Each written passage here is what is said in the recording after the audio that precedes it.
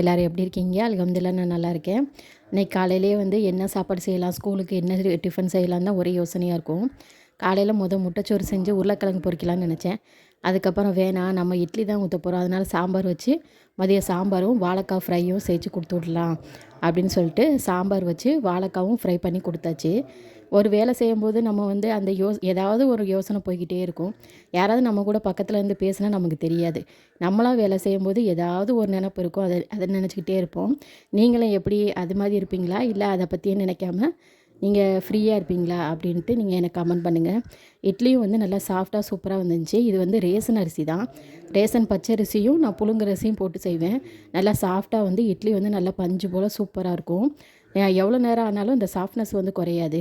அதனால் காலையில் இட்லியும் அதுக்கப்புறம் சாம்பார், மதியத்துக்கு வாழைக்காய் ஃப்ரை. இதுதான் ஸ்கூலுக்கு லஞ்ச் பாக்ஸ் ரெசிபி இன்றைக்கி.